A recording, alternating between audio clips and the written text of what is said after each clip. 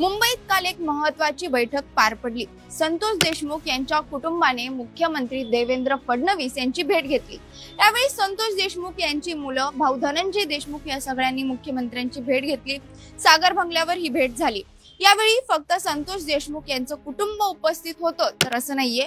भेटीवेळी सत्ताधारी पक्षातून जर हे प्रकरण कोणी जास्त उचलून धरलं असेल तर ते आहेत आष्टीचे आमदार सुरेश धस। हे सुद्धा या बैठकीला उपस्थित होते। तसेच केस तालुक्याच्या आमदार नमिता मुंदडा या सुद्धा उपस्थित होता।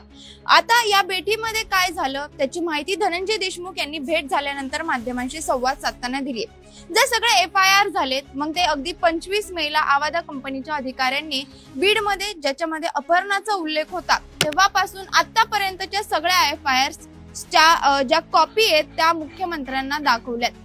तसंच जी कलम लावण्यात आलेली आहेत आरोपींवर या कलमांचा विचार करून वाल्मिक कराडला खंडणीच्या प्रकरणात अटक करून जी कलम लावण्यात आलेली आहेत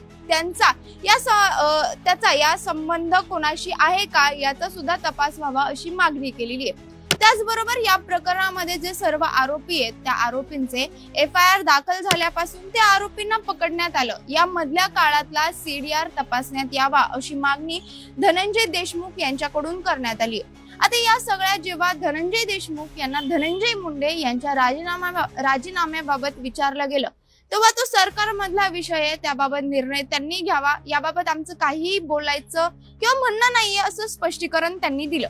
पण वाल्मिक कराडचा जर या कोणाशी थेट संबंध असेल याचा मात्र तपास करावा याबाबतची आग्रही मागणी त्यांनी केली आहे। तसंच SIT वरून सुद्धा बरेच आरोप केले जात आहेत। वाल्मिक कराडच्या जवळची माणसं SIT मध्ये असल्याचा आरोप होतोय। याच अनुषंगाने धनंजय देशमुख यांनी सुद्धा SITत कोणते बदल असायला हवे त्या संदर्भात त्यांचं मत मांडले।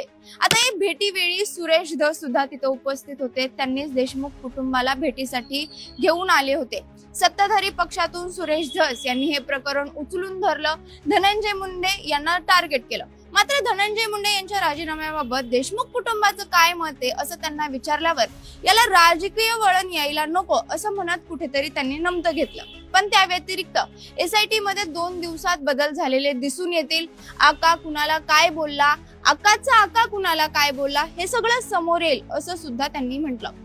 एकंदरीत देशमुख कुटुंबाने त्यांच्या मागण्या मुख्यमंत्र्यांसमोर मांडल्या आणि मुख्यमंत्र्यांनी सुद्धा बीड इथल्या गुन्हेगारी संपवण्यासाठी कठोर कारवाई केली जाईल तोवर थांबणार नाही असं आश्वासन दिले। त्यामुळे आता या प्रकरणात पुढे काय होतं हे पाहणं महत्त्वाचं असणार आहे। सध्या आपण इथेच थांबतोय। यावर तुम्हाला काय वाटतं हे आम्हाला कमेंट करून नक्की सांगा आणि अशाच ताज्या बातम्यांच्या व्हिडिओ अपडेटसाठी पॉलिटिकल महाराष्ट्र या पेजला लाईक करा, फॉलो करा। धन्यवाद।